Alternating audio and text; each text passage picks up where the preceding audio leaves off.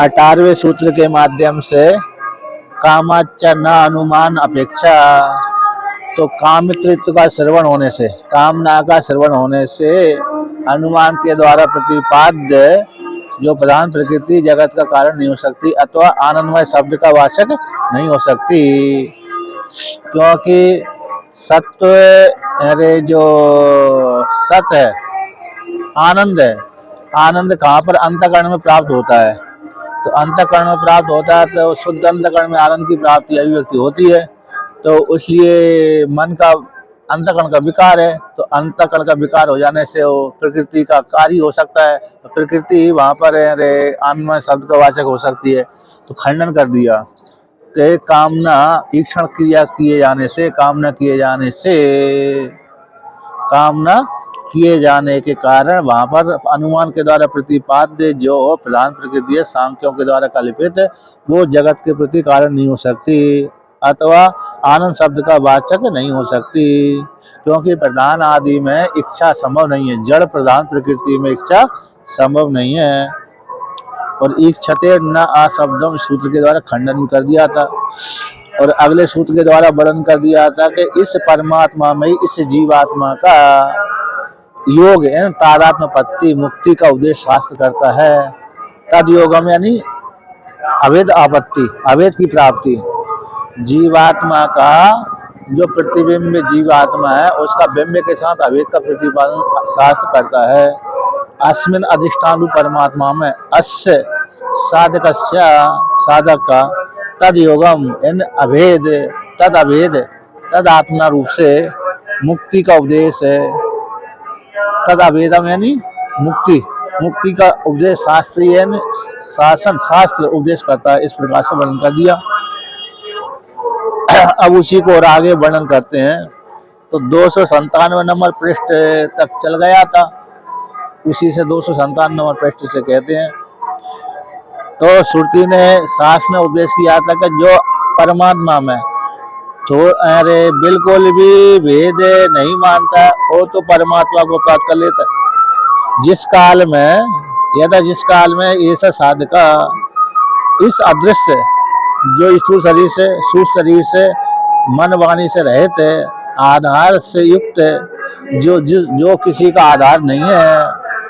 अदृश्य बोल दिया स्थूल शरीर, अनात्म बोल दिया सूक्ष्म शरीर, निरुक्त बोल दिया शब्द का विषय नहीं है, और अनिलन बोल दिया आधार से रहित है।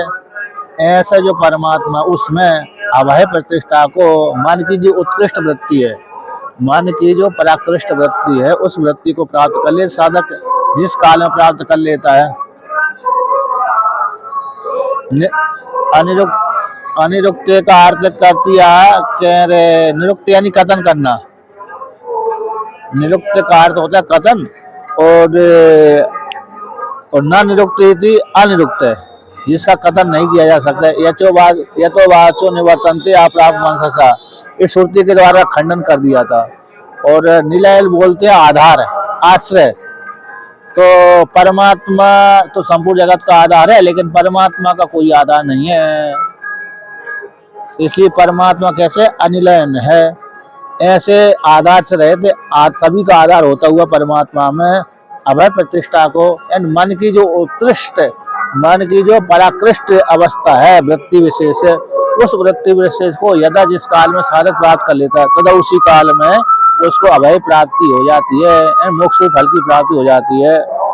अब जिस काल में साधक आप जीवात्मा में और परमात्मा में थोड़ा सा भेद कर लेता है, ये तस्मिन परमात्मा में उद अरम अंतरम कुरुते, थोड़ा सा भी भेद कर लेता है, तो थोड़ा सा भेद करने पर कहते हैं उसको संसार भय की प्राप्ति हो जाती है।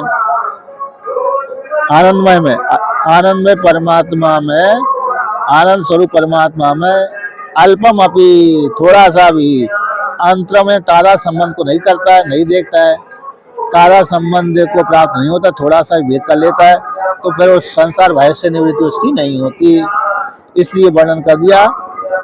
इसलिए ये तस्मिन आनंदमय परमात्मा में, अच्छा यहाँ पर जो सुषुप्ति में जो आनंद स्वरूप परमात्मा है, ईश्वर उपाधि को लेकर के इसका भी त्याग होगा वहां पर, जब निर्विशेष का वर्णन करते हैं तो इससे उपाधि का भी त्याग हो जाता है, आनंद स्वरूप ही बचता है। निर्गुण निराकार परमात्मा में मात्र आनंद मैट प्रत्यय का प्रयोग का अभाव कर देते हैं। तो मैट प्रत्यय का जब अभाव कर देते हैं सीधा आनंद ही आनंद बचता है। तो क्योंकि जीव उपाधि ईश्वर उपाधि ये उपाधि है, तो उपाधि हमारा उपाधि से युक्त होकर के देखना तो वो हमारा स्वरूप नहीं कहलाता। हमारा तो स्वरूप कैसा, उपाधि से रहित होना। इसलिए आगे आनंदमय शब्द को लेकर के खंडन करते हैं, विकार अर्थ में ही प्रयोग कर देते हैं। इसलिए यहाँ पर वर्णन किया है कि आनंदमय में निरंतर तादान रूप से प्रतिष्ठति, तो तद उसी काल में संसार भय से निवृत्त होता है। इसलिए जो आनंदमय को परमात्मा रूप से ग्रहण करेंगे तब तो घटेगा, और प्रधान अथवा जीवात्मा रूप से ग्रहण करेंगे आनंदमय शब्द का अर्थ तो घटेगा नहीं, क्योंकि प्रधान तो जड़ है, तो जड़ के साथ चेतन का संबंध होगा तो फिर चेतन भी जड़ हो जाएगा, और जीव के साथ जीव का संबंध होगा तो फिर तो भाई वो जीव तो वैसे ही सुखी दुखी पहले से ही है, बाद में और सुखी दुखी होता रहेगा इस प्रकार। लेकिन परमात्मा के साथ संबंध बनाएगा तो परमात्मा तो अभय स्वरूप है, ज्ञान स्वरूप है, आनंद स्वरूप है, उसके साथ तारण संबंध हो जाने से वो जीवात्मा भी कैसे हो जाएगा, यानी परमात्मा की प्राप्ति हो जाएगी, अर्थात आनंद स्वरूप हो जाएगा। इसलिए आनंद में कौन है, परमात्मा है, ऐसा सिद्ध कर दिया। अब उसी को आगे वर्णन करते हैं कि इदम तो यह वक्तव्यम, यहाँ पर यह कहना चाहिए, यहाँ पर यह कहना चाहिए, क्या कहना चाहिए कि साबा ऐसा पुरुषो अन्न रसमया, साबा सा वायन ऐसा पुरुष अन्न रसमय है, यानी जो पुरुष है अन्य के विकार के द्वारा उत्पन्न हुआ है। स्थूल शरीर हमारे अन्य के विकार से उत्पन्न होता है। यहाँ पर इस प्रकार से जोड़ लेना चाहिए कि सब ऐसा पुरुष है, जो पुरुष है क्योंकि स्थूल शरीर में उत्पन्न प्रवेश कर जाता है तो स्थूल शरीर वाला हो जाता है, स्थूल शरीर में प्रवेश करता है तो स्थूल शरीर वाला हो जाता है, और अन्य शरीर में प्रवेश करता है अन्य शरीर वाला हो जाता है। जैसे दृष्टांत दिया था, जैसे तांबे को जब सांचे में डाल दिया जाता है, गरम तांबे को अथवा गरम सोने को, गरम ताम्र को अथवा गरम स्वर्ण को जब सांचे में डाल देते हैं, सांचा जिस आकार वाला होता है उसी आकार वाली वो, जैसे सांचा होता है उसी आकार वाला स्वर्ण हो जाता है। जैसे दूसरा उदाहरण है, किसान यदि खेत में पानी देता है तो नाली के माध्यम से जल लेकर जाता है, और नाली जिस प्रकार की होती है उसी प्रकार का पानी की आकृति बन जाती है, और खेत जिस प्रकार का होगा आड़ा तिरछा उसी प्रकार का वह खेत जल भी उसी प्रकार से दिखेगा। बाकी जल में कोई आकार विशेष नहीं है, लेकिन उपाधि को लेकर के उसमें आकार हो जाता है, दिख जाता है, आरोप हो जाता है कि पानी आड़ा तिरछा है अथवा स्वर्ण कैसा है, आड़ा तिरछा है, आभूषण हो गया। अब सांचा गोल होता तो गोल आभूषण बनता, सांचा तिरछा है तो तिरछा ही आभूषण बनता है। इसलिए तो जहाँ उसी प्रकार से ये परमात्मा भी जीवात्मा रूप बन करके तो इस शरीर जिस शरीर के भीतर प्रवेश कर रहा है उसी शरीर वाला सा हो जाता है। तो सब ऐसा पुरुष अन्न रसमय है, जो पुरुष है अन्न रसमय वाला है दूसरे। अब यहाँ पर अन्न रसमय वाला है तो अन्न रसमय वाला पुरुष को मानेंगे तो ये तो मिथ्या है, तो ये सत्य नहीं है, इसको बात करके दूसरे में अंतर्भूत चला जाता है। तो तस्माद व ये तस्माद अन्नमय रस अन्न रसमयात, तस्माद व ये तस्माद अन्न रसमयात, कि उस अन्न रसमय से, ये पुरुष अन्न रसमय वाला है, अन्न रसमय वाला पुरुष है, अन्न के माध्यम से पैदा होता है। जीवात्मा की उत्पत्ति भी रज और वीर्य के माध्यम से कैसे होती है, अन्न के द्वारा रस के माध्यम से पैदा होती है, फिर वो उस आकृति को धारण कर लेता है तो स्थूल शरीर वाला हो जाता है जीवात्मा।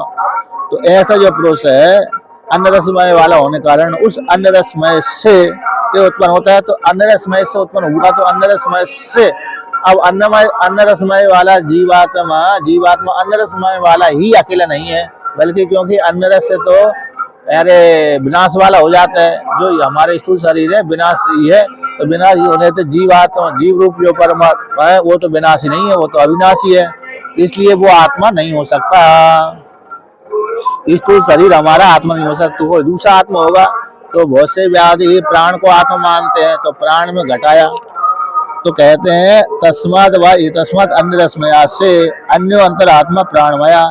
इस अन्नमय रस से यानी स्थूल शरीर से भीतर जो सूक्ष्म शरीर है कौन है, ये है प्राणमय। तो प्राण के आकार को प्राप्त हो जाने से प्राण को प्राप्त हो जाने से प्राण के आकार वाला जीवात्मा हो जाता है, बल्कि प्राण के आकार वाला नहीं है जीवात्मा। जीव रूप जो परमात्मा है जिसकी जीव संज्ञा हो जाती है प्राण इंद्रियों को लेकर के, वह प्राण के आकार वाला नहीं है, किंतु प्राण के साथ तादाद संबंध करने से, जैसे स्थूल शरीर के साथ तादाद संबंध करने से मनुष्य आदि है, मनुष्य जानवर पशु पक्षी आदि की आकृति वाला हो जाता है, नाम वाला हो जाता है। उसी प्रकार से प्राण के साथ तादाद संबंध हो जाने से प्राण के आकार वाला हो जाता है, तो कहते थे प्राणमय पुरुष है। तो अन्य अंतर यानी अन्नमय रस से अन्नमय कोश से भीतर आत्मा प्राणमय है। अब यहाँ पर प्राण में भी दोष लगा दिया, जैसे प्राण भी है ना ज्ञान कर्म इंद्रिय से युक्त रहता है। प्राण शब्द कैसा रहता है, कर्म इंद्रियों से युक्त रहता है। तो प्राण और कर्म इंद्रिय ये प्राणमय कोश कहलाता है। स्थूल शरीर तो अन्नमय रस अन्न का विकार है, इसलिए अन्नमय कोश कहलाता है। लेकिन जो प्राणमय कोश है वह उसमें कर्म इंद्रिय भी जुड़ जाती हैं, तो कर्म इंद्रिय से युक्त होकर के प्राणमय कोश कहलाता है। अब इसमें भी प्राण भी कैसा है, जड़ है, आता जाता रहता है, इसलिए आत्मा नहीं हो सकती। ऐसा दोष लगा करके उसका कहते हैं तस्मात अन्यो अंतर आत्मा मनोमया। ये उस प्राणमय कोश के भीतर आत्मा मनोमय है। अब ये उसके भीतर है सूक्ष्म है, तो मनोमय भी 5 ज्ञानेंद्रिय है और मन से युक्त होकर के मनोमय कोश कहलाता है। इसमें 5 ज्ञानेंद्रिय जुड़ जाती हैं। अब मन में क्या दोष लगाएंगे भाई, कि मन भी कहते हैं संकल्प विकल्प वाला है, सुखी दुखी वाला है, और आत्मा असंग कूटस्थ है। इस प्रकार से मनोमय कोश से आत्मा नहीं हो सकती, तो इसका भी बात कर दिया। अब मनोमय के भीतर आता है विज्ञानमय, तस्मात अन्य अंतर आत्मा विज्ञानमया। इस आत्मा से मनोमय कोश से भीतर है विज्ञानमय कोश है। तो विज्ञानमय कोश भी कैसा होता है, 5 ज्ञानेंद्रिय से युक्त रहता है। मनोमय कोश भी 5 ज्ञानेंद्रिय से युक्त रहता है, विज्ञानमय कोश भी 5 ज्ञानेंद्रिय से युक्त रहता है। तो ऐसा जो विज्ञानमय आत्मा है 5 ज्ञानेंद्रिय से युक्त विज्ञानमय आत्मा कहलाती है, इन विज्ञानमय कोश वाली आत्मा। अब यहाँ पर बुद्धि के साथ जुड़ जाने से जो आत्मा भी विज्ञान वाली कहलाती है, विज्ञान के जैसी हो गई। अब बुद्धि चलती है तो आत्मा चलती है, बुद्धि नहीं चलती है तो आत्मा नहीं चलती। बुद्धि ध्यान करती है तो आत्मा ध्यान करती है, बुद्धि ध्यान नहीं करती है तो आत्मा भी ध्यान नहीं करती। तो बुद्धि का अनुगमन करती है, तो ध्यायती व लीलायती व श्रुति के अनुसार। इसलिए तो इसमें भी ध्यान करना, न करना, चेष्टा करना, ये बुद्धि के अधीन है। तो बुद्धि के अधीन होने से वो आत्मा नहीं हो सकती। अब बुद्धि कभी अच्छा निर्णय करती है, कभी खराब निर्णय कर देती है, तो वो आत्मा कैसे हो सकती है। तो इस प्रकार से यहाँ पर जो प्रत्यय आया है मैट प्रत्यय आया विकार अर्थ में है। तो कहते इति चा विकार अर्थे मैट प्रवाहे सती आनंदमय एव अकस्माद अर्ध जरति न्यायेन कथम इव मैटः प्राचुर्यार्थम ब्रह्म विषयत्वं च आसीत इति। अब यहाँ पर साथ साथ किसको लेकर के आया है, वेदांती को लेकर के और वेदांत सिद्धांति को लेकर के, सिद्धांति के एक देश को लेकर के, सिद्धांत को लेकर के और सिद्धांति के एक देश को लेकर के यहाँ पर साथ साथ है। ठीक है ना, साथ साथ किसमें है, जैसे पूर्व पक्षी तो नहीं है यहाँ पर, पूर्व पक्षी का बाद होगा, लेकिन यहाँ पर जो साथ साथ आ रहा है वेदांत में, वेदांत के एक देशी। तो वेदांत के एक देशी कह देने से कौन आ गए, जो जीवात्मा को स्वतंत्र मानते हैं और ईश्वर को स्वतंत्र मानते हैं, अलग अलग मानते हैं, उनको लेकर के यहाँ पर झगड़ा है। तो यहाँ पर सिद्धांति कहता है, तो यहाँ पर कैसे, जैसे अन्नमय कोश में मट विकार अर्थ में आया, प्राणमय कोश में मट विकार अर्थ में आया, और प्राणमय में मनमय, प्राणमय मनोमय विज्ञानमय सब में विकार अर्थ में आया। और कैसे आनंदमय कोश में मैट प्राचुर्य अर्थ में आ गया। तो विकार अर्थ में, विकार अर्थ वाले मट के प्रभाव में, प्रभाव के प्राप्त हो जाने पर आनंदमय में भी अकस्मात अर्धजरति न्याय के द्वारा कैसे मठ प्राचुर्य अर्थ में ब्रह्म विषयत्व को आशा कर लेता है। जैसे अर्धजरति न्याय है ना, कोई स्त्री या तो पुरुष है, तो आधा अंग तो उसका जवान है और आधा अंग उसका बूढ़ा है, तो ऐसा एक शरीर में नहीं घटता। जैसे कुक्कुट न्याय होता है कि आधी मुर्गी तो खाने के लिए रख लीजिए और आधी मुर्गी को पका लीजिए खाने के लिए, और आधी मुर्गी अरे अंडे देने के लिए रख लीजिए, तो ऐसा नहीं घट चलता है ना। क्योंकि या तो मुर्गी खाने के लिए रखो या फिर पकाने के लिए, अरे अंडा देने के लिए रखो। यदि काट दिया तो दोनों ही प्रकार से चली जाएगी वो। तो अर्धजरति न्याय इसी को बोलते हैं, आधा जवान आधा बूढ़ा, आधी मुर्गी खाना आधा मुर्गी अंडे देना, ये संभव नहीं है। एक ही अंग में जवान और बूढ़ा होना संभव नहीं है। तो उसी प्रकार से अर्धजरति न्याय कैसे घटेगा, कैसे मठ प्रत्यय को प्राचुर्य अर्थ में आप ग्रहण कर सकते हैं। तो प्राचुर्य अर्थ को लेकर के ब्रह्म विषयत्व को आशा कैसे कर सकते हैं। आनंदमय शब्द में ये ब्रह्म को विषय करने वाला है। ऐसी प्राप्ति हो जाने पर सिद्धांति का एक देशी कहता है कि मंत्र वर्णिक ब्रह्म अधिकारादिति चेत, ऐसा मान लिया जाए कि मंत्र वर्णिक, मंत्र वर्ण मंत्र के द्वारा कहा गया ब्रह्म के अधिकार से, क्योंकि मंत्र में ब्रह्म का अधिकार आया है। तो मंत्र में कौन से, सत्यम ज्ञानम अंतम ब्रह्म, ब्रह्म विद आपनोति परम, यहाँ से प्रकरण आरंभ हुआ था। ब्रह्मवल्ली का जो प्रकरण हुआ आरंभ हुआ था, ब्रह्म वेद आपनोति परम, इस वाक्य को लेकर के आरंभ हुआ था। फिर उसी के आगे वाक्य आता है सत्यम ज्ञानम अंतम ब्रह्म, तो ये मंत्र आया है, तो इसको मंत्र बोलते हैं। जो मंत्र होते हैं संक्षेप वाले होते हैं, उसी का व्याख्यान ब्राह्मण भाग होता है।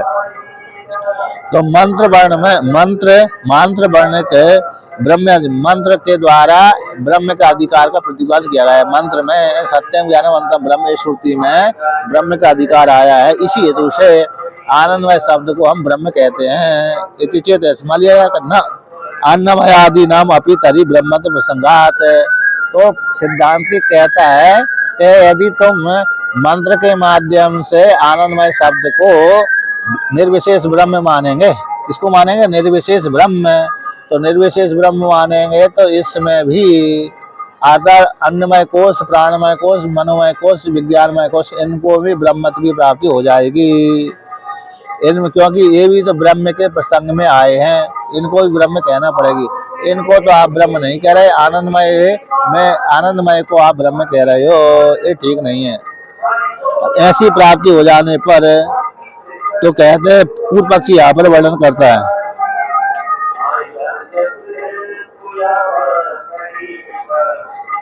इदम तू कहाँ पर, इदम तू, अच्छा इदम तू है ना, ये यहाँ से कौन का मत चल रहा है, वृत्तिकार का मत है यहाँ पर, है ना। इदम तू सत्य जो शब्द आया है पिछली पन्ने पे, इदम तू यह वक्तव्यम, यहाँ से वृत्तिकार का मत आया हुआ है। इस वृत्तिकार के मत को खंडन कर रहे हैं। वृत्तिकार के जो मत है, वेदांत का एक देशी कहलाता है वृत्तिकार, उनके मत को यहाँ पर खंडन किया जा रहा है। तो यह शब्द का पर व्याख्यायाम में विकार अर्थ में मठ बुद्धिस्त हो जाने पर अकस्मात है, अकस्मात कारण के बिना एक प्रकरणस्थ में मठ का पूर्व में विकारार्थ तत्व है और अंत में प्राचुर्य अर्थत्व, ये अर्धजरति न्याय कैसे घटेगा, तो केन दृष्टांत के द्वारा आशय किया जाएगा। इस प्रकार से मंत्र वर्ण के द्वारा कहा गया कि मंत्र के द्वारा तो सारे ब्रह्म जाएंगे, स्पष्ट वर्णन किया गया। मंत्र में तो ब्रह्म का प्रसंग आया, तो सारे अन्नमय कोश आदि का भी ब्रह्मत्व की प्राप्ति हो जाएगी। ऐसी प्राप्ति हो जाने पर अत्र आहा, पूर्व पक्षी कहता है यहाँ पर के युक्तम अन्नमयादि नाम अब्रह्मत्वम। ठीक है, अन्नमय कोश, प्राणमय कोश, विज्ञानमय कोश, इनका अब्रह्म तो ठीक है। तस्मात् तस्मात् अंतरस्य अंतरस्य अन्यस्य अन्यस्य आत्मना उच्यमानत्वात्। उससे, अन्नमय कोश से भीतर है, प्राणमय कोश है, उससे भीतर है अंतर। तस्मात् तस्मात् उससे उससे उससे उससे अंतर अंदर भीतर भीतर है, अन्य अन्य भिन्न भिन्न आत्मा का उच्चमान किया गया, कथन किया गया है। उसे अन्नमय कोश से अंतर्यन भीतर अन्य दूसरा आत्मा है। उस प्राणमय कोश से अंतर्यन भीतर भिन्न आत्मा मनोमय है। उस मनोमय कोश से भिन्न अंतर विज्ञानमय कोश आत्मा है, ऐसा कहा गया है। आनंदमया तू न कुचित अन्य अंतर आत्मा उच्चते। किंतु तू यानी किंतु परंतु आनंदमय शब्द इसके भीतर है, कुचित कहीं पर है, कश्चित आनंदमया तू न कश्चित अन्य अंतर आंतर आत्मा उच्चते। किंतु आनंदमय शब्द के आगे कश्चित कोई भी अन्य अंतर भीतर है, भिन्न आनंदमय शब्द से भिन्न और दूसरा भिन्न दूसरा अंतर्यन भीतर कोई आत्मा नहीं कथन किया गया श्रुति में। वहां पर ब्रह्म प्रथम प्रतिष्ठा तो आया है और प्रिय मोद प्रमोद ये आए हैं, लेकिन आनंदमय शब्द के भीतर कोई अन्य आत्मा का उपदेश श्रुति ने वहां पर नहीं किया। इसलिए तेन आनंदमय से ब्रह्मत्व, इसीलिए आनंदमय शब्द के भीतर अन्य आत्मा का उपदेश न किए जाने के कारण ही आनंदमय शब्द को जो पंचकोशों के भीतर आया है आनंदमय, ऐसे उसको हमने आनंद शब्द को ब्रह्मत्व स्वीकार किया है। पूर्व पक्षी कहता है, वृत्तिकार वेदांत के एक देशी वृत्तिकार है, वो कहते हैं इसलिए हमने आनंदमय शब्द को ब्रह्म रूप से स्वीकार किया है। अन्यथा यदि ऐसा स्वीकार नहीं करेंगे आनंदमय शब्द को लेकर के जो पंचकोशों के भीतर आया है, उस आनंदमय कोश को हम ब्रह्म स्वीकार नहीं करेंगे तो प्रकृतिहान अप्रकृत प्रक्रिया प्रसंगात, जिसका प्रसंग चल रहा था आत्मा को बोध कराने के लिए, उसका हान हो जाएगा और जिसको प्रसंग नहीं चल रहा तो उसको ग्रहण करना पड़ेगी।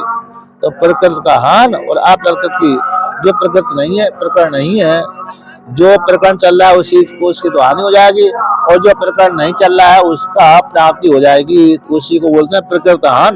तो प्रकरण का चला था आत्मा को लेकर के, आनंद को लेकर के, आनंदमय को लेकर के, आनंदमय शब्द को लेकर प्रकरण आया था, तो उसको लेकर के उसका तो त्याग हो गया और जिसका प्रकरण नहीं चल रहा था, कोश आदि को लेकर के नहीं चल रहा था, तो वहां पर उसकी प्राप्ति हो जाएगी। तो आनंदमय शब्द को पहले अनात्म रूप से ग्रहण करना पड़ेगी। इसलिए आपने आनंदमय शब्द को क्या लिया, ब्रह्म रूप से स्वीकार कर लिया। ऐसा वेदांत एक देशी के द्वारा कथन किए जाने पर सिद्धांती कहता है अत्र उच्यते। इसके विषय में हम वर्णन करते हैं। तो पूर्व सिद्धांती पूर्व पक्षी से प्रश्न करता है किम किम अंतर न श्रूयते, क्या अंदर भीतर है आनंदमय शब्द के भीतर कोई दूसरा सुना नहीं जाता। अंतर यानी भीतर है, अंतर यानी भीतर न सुना जाता, क्या दूसरा नहीं सुना जाता। अथवा वस्तुता पारमार्थ रूप से आंतर ब्रह्म न श्रूयते, क्या आनंदमय शब्द के भीतर कोई दूसरा सुना नहीं जाता। अथवा पारमार्थ रूप से आंतर जो ब्रह्म है, क्या श्रवण नहीं, ब्रह्म का श्रवण नहीं होता। ऐसा विकल्प करके आद्य को स्वीकार करते हैं कि आनंदमय शब्द के भीतर कोई दूसरी आत्मा का उपदेश नहीं सुना गया, आद्य को स्वीकार करते हैं। वहां पर ब्रह्मवल्ली में आनंदमय शब्द के आगे शारीर आत्मा ऐसा कह करके ब्रह्म पुच्छम प्रतिष्ठा ऐसा प्रयोग कर दिया, किंतु आनंदमय शब्द के भीतर आत्मा है ऐसा सुना नहीं गया, ऐसा स्वीकार करते हैं। किंतु पारमार्थ रूप से ब्रह्म आंतर जो ब्रह्म है उसका श्रवण नहीं है का, तो आंतर ब्रह्म का श्रवण वहां पर है। ब्रह्म पुच्छम प्रतिष्ठा शब्द से कहा गया है। तो उसी को लेकर कहते हैं यद्यपि अन्नमयादिभ्य इव आनंदमयाद अन्यो अंतर आत्मा न श्रूयते। सिद्धांति कहता है वेदांत के एक देशी से, यद्यपि अन्नमय, जैसे अन्नमय कोश के भीतर प्राणमय कोश, प्राणमय के भीतर मनोमय, मनोमय के भीतर विज्ञानमय, और विज्ञानमय के भीतर आनंदमय है। ऐसा आनंदमय के भीतर कोई नहीं है। तो जैसे अन्नमय आदि के समान आनंदमय सबके भीतर है, उसी प्रकार से आनंदमय से अन्य अंतरात्मा वहां पर प्रकरण में सुना नहीं गया। तथापि, तो सिद्धांत के तथापि फिर भी न आनंदमय से ब्रह्मस्य ब्रह्मत्वम, कहता आनंदमय का ब्रह्मत्व फिर भी नहीं है। अब आनंदमय के जो पंचकोश में आया है आनंदमय, तो वहां पर उसको ब्रह्मत्व निर्विशेष ब्रह्म वहां पर वो है ही नहीं है।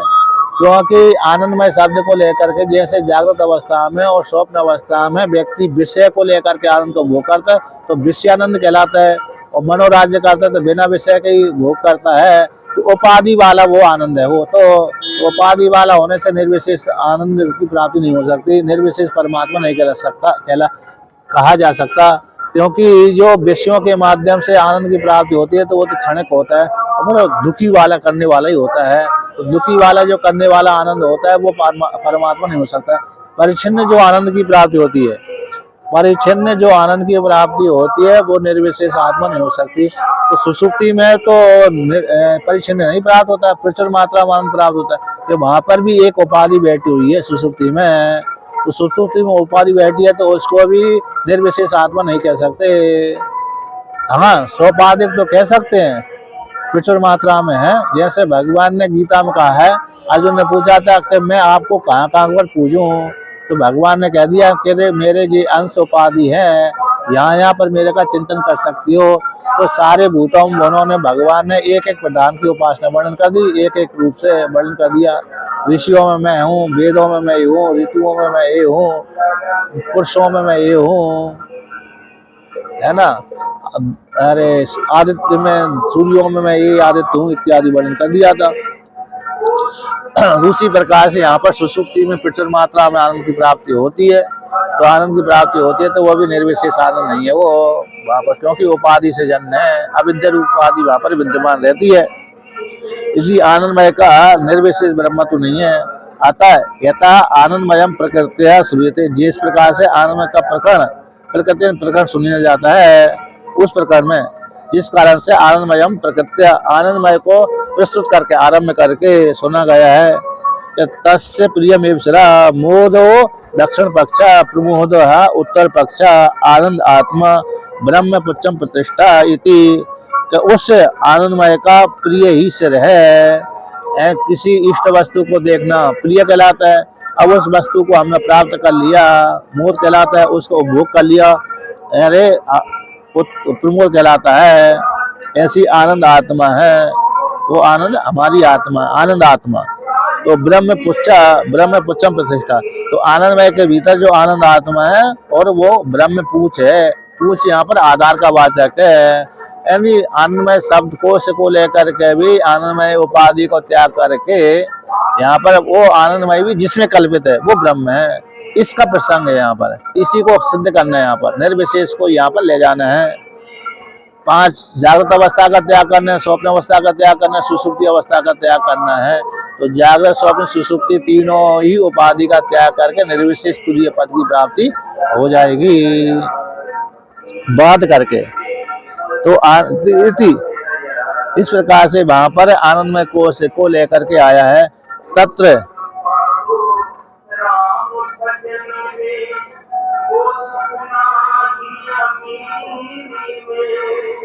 तो कहते हैं तत्र यद ब्रह्म मंत्र वर्ण्य प्रकृतम, तत्र वहां पर उस प्रसंग में, तत्र उस प्रसंग में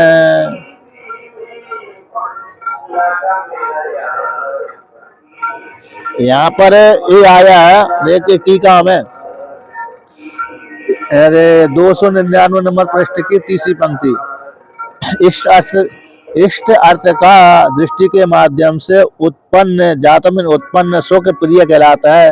कोई हमने दृष्ट वस्तु देख ली, इष्ट वस्तु देख ली, तो इष्ट वस्तु के विषय को देख करके ही उत्पन्न होने वाला सुख प्रिय कहलाता है।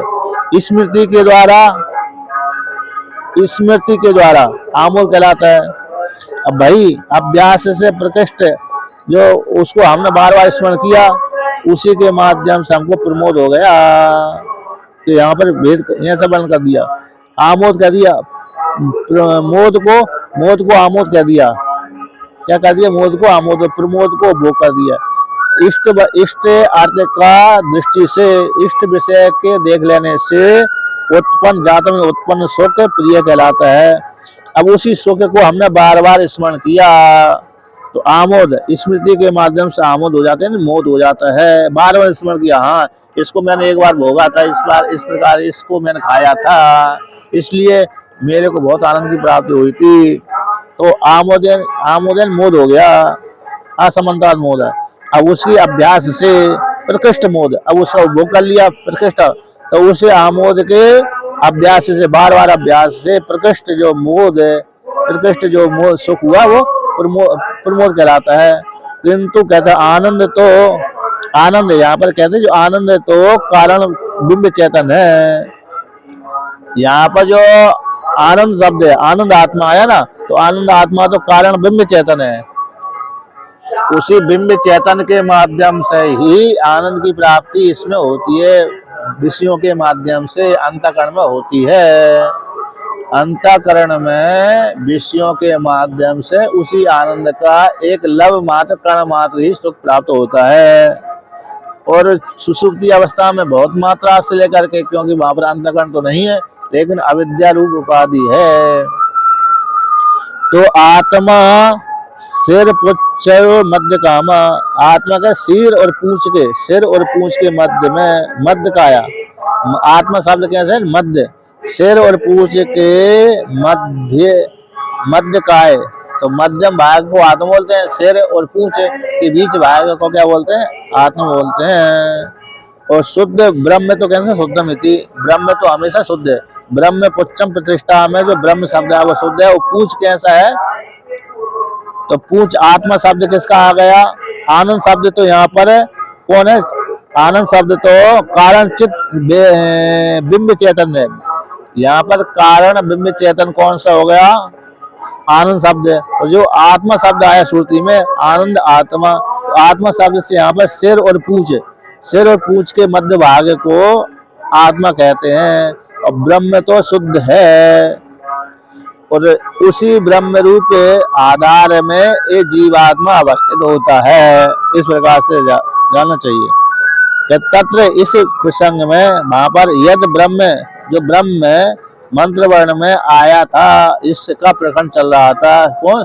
ब्रह्मविद आपनोति ब्रह्म सत्यम ज्ञानम अनंतम ब्रह्म। तो सत्यम ज्ञानम अनंतम ब्रह्म इति, इस जो मंत्र वर्ण में ब्रह्म का प्रसंग है, उसी ब्रह्म को जनाने के लिए पंचकोशों की श्रुति ने कल्पना की है। तद यह वहां पर, तद है यहाँ पर ब्रह्म पुच्छम प्रतिष्ठा इति उच्यते। इस तो जहाँ जैसे जिस ब्रह्म का प्रसंग आया उसी ब्रह्म को यहाँ पर पूंछ के माध्यम से कहा है, ब्रह्म पुच्छम प्रतिष्ठा। तद उसी ब्रह्म को, तद शब्द उसी को यहाँ पर कहाँ पर? इसमें जो एक दो एक का मंत्र था, दो एक के मंत्र में जो सत्यम ज्ञानवंतम ब्रह्म में आया था, उसी को दो पांच के मंत्र में आधार रूप से प्रतिपादन श्रुति करती है। तो सत्यम ज्ञानवंतम ब्रह्म में जो दो द्वितीय वल्ली का पहला मंत्र है, उसी पहले मंत्र में जो ब्रह्म शब्द आए, उसी ब्रह्म को यहाँ पर दो पांच में ब्रह्म पुच्छम प्रतिष्ठा इस शब्द के द्वारा कहा गया है। यानी ब्रह्म ही सबका आधार है, ब्रह्म ही कैसा? सबका आधार है, अधिष्ठान है। इस प्रकार से तद विजिज्ञापयिषया एव आनंदमया अन्नमयादया आनंदमय पर्यंत पंचकोशा कल्पयन्ते। कि तद उसे जो ब्रह्म पुच्छम प्रतिष्ठा सत्यम ज्ञानम अनंतम ब्रह्म है, मंत्र के द्वारा कहा गया सत्यम ज्ञानम अनंतम ब्रह्म, उसी ब्रह्म को जो ब्रह्म पुच्छम प्रतिष्ठा इस वाक्य के द्वारा कहा गया, उसी ब्रह्म को जानने के लिए, तद उस ब्रह्म को विजिज्ञा पैसया एव, उसी ब्रह्म को जानने की इच्छा से ही निर्विशेष ब्रह्म को ब्रह्मविद आपनोति परम इस श्रुति वाक्य के माध्यम से और सत्यम ब्रह्म अनंतम ब्रह्म इस श्रुति वाक्य के माध्यम से उस ब्रह्म को जानने की इच्छा से अन्नमय आदि से लेकर के अन्नमय कोश, प्राणमय कोश, मनोमय कोश, विज्ञानमय कोश, आनंदमय कोश, जो वृत्ति और वृत्ति के बिना ही आनंद की प्राप्ति होती है वो कोश कहलाता है। तो ऐसे आनंदमय पर्यंतक 5 कोशों की कल्पना श्रुति ने की है। किसको? परमात्मा को जानने के लिए। परमात्मा को जानने के लिए श्रुति ने सत्यम ज्ञानम अनंतम ब्रह्म के द्वारा जो निर्विशेष ब्रह्म है, स्वरूप लक्षण वाला ब्रह्म है, उस ब्रह्म को जानने के लिए श्रुति ने 5 कोशों की कल्पना की है। जैसे अरुंधति तारा को दिखलाने के लिए पहले सूक्ष्म तारा बता दिए जाते हैं, सूक्ष्म तारों की कल्पना कर लेते हैं। उसी प्रकार से यहाँ पर भी निर्विशेष आत्मा को बोध कराने के लिए 5 कोशों की श्रुति ने कल्पना की है कि इस प्रकार से साधक अपनी निर्विशेष आत्मा को जान सकता है। तो तत्र ऐसी प्राप्ति हो जाने पर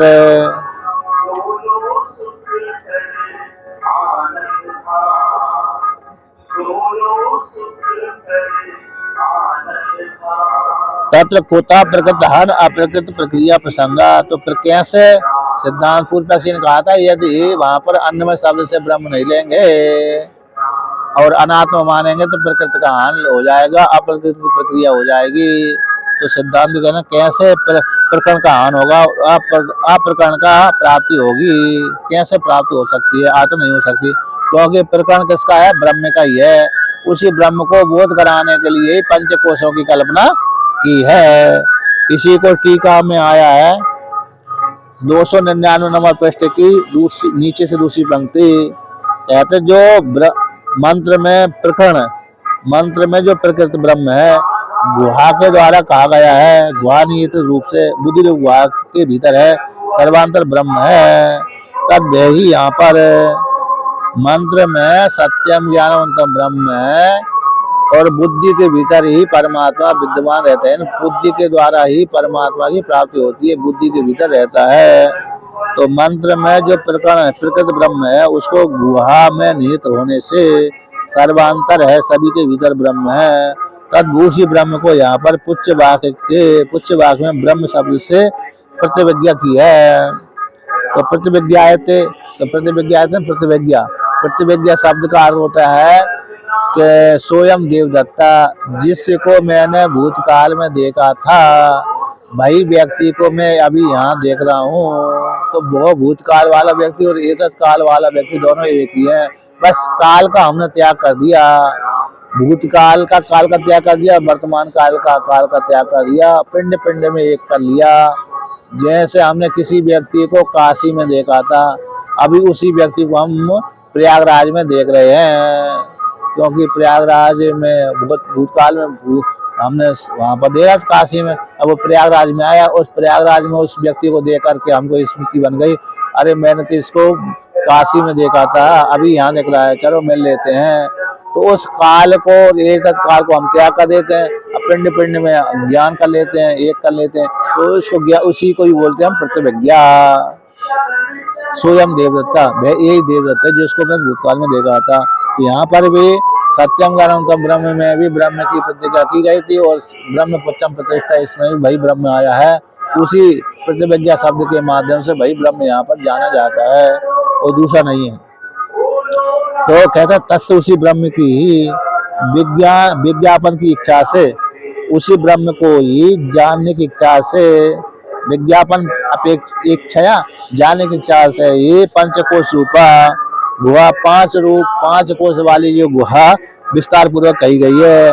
तत्र भावत तात्पर्य नास्ति थी, तो उस 5 कोशों में कोई तात्पर्य नहीं है, ऐसी कहने के लिए कल्पनते आता उस 5 कोशों को जानने के लिए नहीं है, बल्कि 5 कोशों के माध्यम से ब्रह्म जानने के लिए है। इस प्रकार से 5 कोशों की कल्पना की गई है। 5 कोशों में कोई तात्पर्य नहीं है, जैसे सृष्टि प्रक्रिया में कोई तात्पर्य नहीं होते, सृष्टि प्रक्रिया के माध्यम से हम परमात्मा को जानते हैं। छांदोग्योपनिषद में सृष्टि प्रक्रिया आई है, तैत्तिरीयोपनिषद में सृष्टि प्रक्रिया आई है। इस सृष्टि प्रक्रिया में कोई तात्पर्य नहीं रहता, बल्कि सृष्टि प्रक्रिया के माध्यम से हम उस परमात्मा को जानते हैं। तो परमात्मा में ही तात्पर्य है। इसलिए यहाँ पर तात्पर्य नास्ति, तत्र 5 कोशों में तात्पर्य नहीं है। ऐसा कहने के लिए कल्प्यन्ते शब्द का प्रयोग कर दिया। पंचकोशा, अन्नमय कोश से लेकर अन्नमय कोश तक 5 कोशों की कल्पना की है। इसलिए एवं पुच्छ वाक्य में प्रकृत, पुच्छ वाक्य में ब्रह्म पुच्छम प्रतिष्ठा, ये पूछ वाक्य है, उसमें प्रकृत स्वप्रधान ब्रह्म परक, स्वप्रधान है, यानी स्वप्रधान है ब्रह्म ही वहां पर प्रधान हो, सब प्रकृत है। तो ब्रह्म परक मान लेने पर ना प्रकृत हानि, प्रकृति की हानि आदि दोष नहीं आएंगे, अप्रकृत की प्रक्रिया नहीं आएगी, अप्रकरण की प्रक्रिया प्राप्ति नहीं होती। अब ऐसी प्राप्ति हो जाने पर पूर्व पक्षी पुनः प्रश्न करता है, सिद्धांति से प्रश्न करता है कि भाई वेदांत एक देशी ननु आनंदमयस्य अवयवत्वेन ब्रह्म पुच्छम प्रतिष्ठा इति उच्यते। तो अन्नमयादि नाम इदम पुच्छ प्रतिष्ठा इत्यादि। तो पूर्व पक्षी कहता है जैसे आनंदमय का जैसे ननु प्रश्नवाचक होते हैं, ननु शब्द जैसे आनंदमय का अवयव रूप से, आनंदमय का अवयव कौन है? ब्रह्म पुच्छम प्रतिष्ठा, यह सुना गया है श्रुति में। तो जिस प्रकार से अन्नमय आदि के समान, जैसे अन्नमय आदि है, अन्नमय का भी तो पूछ है, अन्नमय आदि का जैसा पूछ होते हैं उसी प्रकार से आनंदमय की पूछ ब्रह्म है। इदम पुच्छम प्रतिष्ठा इत्यादि वाक्य, जैसे अन्नमय आदियों की यह पूछ प्रतिष्ठा है। अन्नमय कोशों की पूछ अलग अलग है, प्राणमय की पूछ अलग है, अन्न की पूछ अलग अलग है, उसी प्रकार से आनंदमय की पूछ ब्रह्म है। तो यहाँ पर पूछ की कल्पना की गई तो अवयव रूप से स्वीकार की गया। तो कथम तत्र ब्रह्मणा स्वप्रधानत्वम सत्यम विज्ञायतुम। तो यहाँ पर कहते हैं पूर्व पक्षी ने कहा पर कैसे ब्रह्म सत्यम ज्ञानवंतम ब्रह्म को लेकर के आपने कैसे स्वप्रधान ब्रह्म पुच्छम प्रतिष्ठा में ब्रह्म का ही प्रकरण मान लिया आपने स्वप्रधान। तो फिर स्वप्रधानत्वम, स्वप्रधान ब्रह्म का ही प्रसंग है, कैसे जान निकल सकते हैं जबकि यहाँ पर तो अवयव रूप से सुना गया है ब्रह्म पुच्छम प्रतिष्ठा। यहाँ पर तो ब्रह्म आनंदमय कोश की, यानी आनंदमय शब्द की पूछ सुना गया है, अवयव रूप से सुना गया है। तो ब्रह्म का प्रसंग कैसे मान रहे हो जबकि आनंद का प्रसंग होना चाहिए? प्रकरण किसका होना चाहिए? आनंद का प्रकरण होना चाहिए, ना कि अरे ब्रह्म का प्रकरण। ऐसी प्राप्ति हो जाने पर सिद्धांत कहते हैं प्रकृतत्वात् इति ब्रूमा। ये प्रकरण है, ब्रह्म का ही प्रकरण है, आनंदमय का प्रकरण नहीं है, क्योंकि ब्रह्म का बार बार शब्द आया, ब्रह्म को ही आरंभ किया है, ब्रह्मविद आपनोति ब्रह्म सत्यम ज्ञानम ब्रह्म। इस वाक्य के माध्यम से ब्रह्म का ही प्रसंग आता है। ब्रह्मवल्ली में भी ब्रह्म का प्रसंग है और भृगुवल्ली में भी ब्रह्म का प्रसंग है। अब ऐसी प्राप्त हो जाना पुनः पूर्व पक्षी प्रश्न करता है कि ननु आनंदमय अव्यवत्वेन अपि ब्रह्मणि विज्ञायमाने न प्रकृतत्वम हीयते। तो वो वेदांत पूर्व पक्षी कहता है कि आनंदमय का अवयव रूप से, आनंदमय का अवयव रूप से भी ब्रह्म को स्वीकार कर लेने पर प्रकरण का हनन नहीं होगा, क्योंकि आनंदमय का अवयव कौन है? ब्रह्म है, और ब्रह्म का अवयव कौन है? आनंदमय है। अतः आनंदमय के माध्यम से ब्रह्म की प्राप्ति हो जाती है, तो आनंदमय का ही अवयव ब्रह्म को स्वीकार कर लिए, तो इसलिए ब्रह्म का प्रसंग हानि नहीं होगी, ब्रह्म का जो प्रकरण है उसके हानि नहीं होगा। कैसे?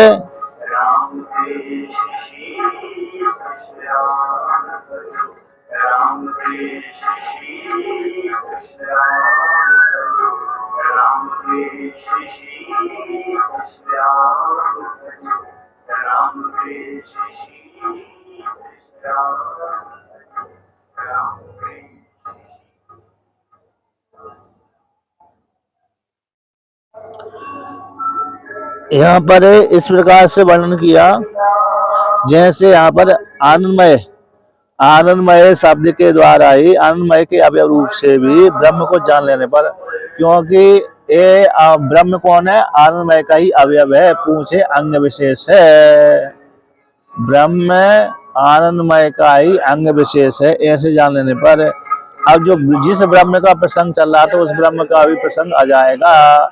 आनंदमय का भी प्रसंग आ जाएगा और ब्रह्म का भी प्रसंग आ जाएगा। ये जैसे वहां पर सत्यम ज्ञानंतम ब्रह्म से ब्रह्म कहा गया, उसी प्रकार से ब्रह्म पुच्छम प्रतिष्ठा, अर्थात ये ब्रह्म उसका आधार है, अंग है। यानी आनंदमय कोश का, आनंदमय का ये ब्रह्म कैसा अंग विशेष है। तो यहाँ पर भी तो ब्रह्म आ रहा है, तो वो ब्रह्म ये ब्रह्म एक ही है, अंग रूप से कहा गया है। आनंदमय का ही ब्रह्म अंग रूप से कहा गया है। तो ब्रह्म का प्रसंग वहां भी है और यहाँ पर भी है। आनंदमय का भी प्रसंग है, आनंदमय के प्रसंग में ही ब्रह्म का ज्ञान हो रहा है। इसलिए ब्रह्म का निषेध यहाँ पर नहीं कर रहे हम। तो ब्रह्म के निषेध न करने से और प्रकरण का हान नहीं होगा। यानी ब्रह्म किस प्रकार से जाना जा रहा है, तो ब्रह्म आनंदमय के अवय रूप से जाना जाएगा। जान लेने पर ब्रह्म को आनंदमय का, ईश्वर का अथवा आनंदमय कोश का अंग है। आनंदमय कोश तो मिथ्या है, लेकिन आनंदमय जो सुसुप्ति में प्रचुर मात्रा में आनंद प्राप्त होता है उसका ब्रह्म अवयव है, अंग है। इस प्रकार से जान लेने पर प्रकार का हानि नहीं होगा, ब्रह्म का प्रसंग बना ही रहेगा। इसलिए जब प्रसंग जो आनंद का अवयव है तो अवयव और अवयवी में कोई भेद नहीं होता। अवयव और अवयवी में कोई भेद नहीं होता, अवयव अवयवी दोनों एक ही होते हैं। जैसे हमारा हाथ पैर अवयव है और हम पूरे अवयवी है, तो हमारा जो अवयव है अवयवी से भिन्न नहीं है। उसी प्रकार से आनंदमय प्रचुर मात्रा में रहने वाला जो आनंदमय है वह जीवात्मा कहलाता है, वो भी परमात्मा से भिन्न नहीं है, इसी दोनों एक ही है। तो ऐसे प्रकार से आनंदमय के अवयव से ब्रह्म को स्वीकार कर लेने पर ब्रह्म का प्रसंग नहीं, ब्रह्म का प्रकरण हानि नहीं होगा। इसी आनंदमय का ब्रह्मत्व सिद्धि हो जाती है, क्योंकि अवयव अवयव और अवयवी में आनंदमय अवयवी हो गया और ब्रह्म अवयव हो गया। तो अवयव और अवयवी में कोई भेद नहीं होता, एक ही होते हैं। जैसे नाम नामी में अवयव होता है, नाम और नामी एक ही होते हैं, अभेद ही होता है। उसी प्रकार से अवयव और अवयवी में कोई भेद नहीं होता, अवयव मिलकर के ही अवयवी बनाते हैं, अवयव मिलकर के ही अवयवी मिलाते हैं। इसलिए अवयव और अवयवी में दोनों अभेद चिंतन होता ही है।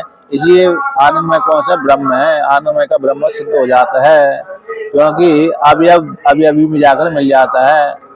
अच्छा, अवयवी ही अवयव में अवयव ही अवयवी में जाकर मिल जाता है, मिलकर के ही अवयव मिलकर के अवयवी बनाते हैं। इसलिए आनंदमय भी उसका अवयव, आनंदमय का ही ब्रह्म पूछ होने से, अवयव होने से वह अवयव पूछ रूप जो ब्रह्म है अवयव है, अवयवी आनंदमय में मिल जाने से दोनों एक ही हो गए। इसलिए आनंदमय को यहाँ पर ब्रह्म रूप से स्वीकार कर लिया जाता है, इसी प्रकार का हानि नहीं होता। ऐसी पूर्व पक्षी के द्वारा प्राप्त हो जाने पर सिद्धांती कहता है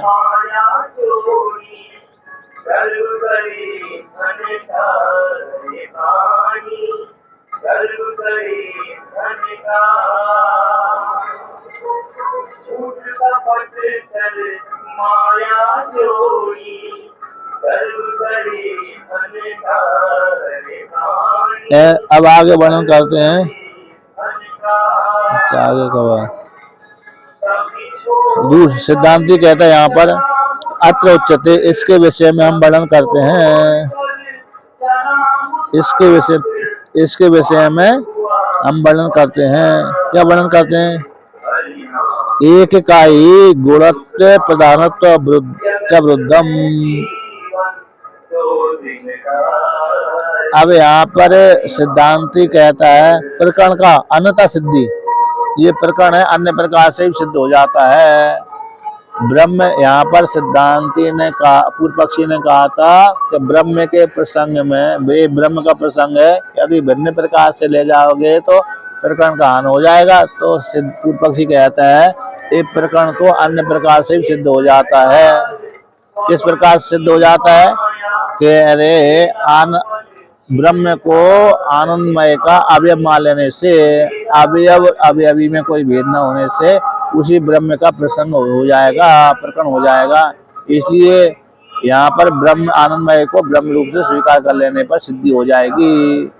इस प्रकार से वहां पर वर्णन किया। अब इसी वाक्य को लेकर के सिद्धांती कहता है तो एक ही वाक्य में एक ही का गुण और प्रधान मानना ठीक नहीं है। एक ही का है, यानी आनंदमय का ही अथवा ब्रह्म का ही एक का गुण मान लिया, एक का प्रधान मानना ठीक नहीं है। इसी को लेकर के यहाँ पर खंडन करते हैं। तथा सत्य तद एव ब्रह्मानंदमया आत्मा अवयवी तद एव च ब्रह्म पक्षम प्रतिष्ठा अवयव इति असामंजस्यम स्यात्। अच्छा, सुनाई पड़ रही है कि नहीं पड़ रही?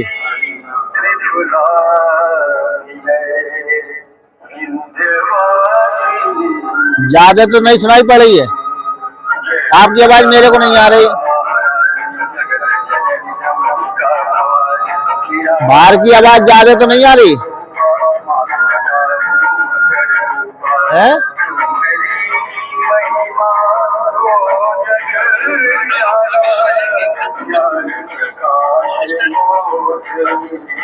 कैसी आ रही है?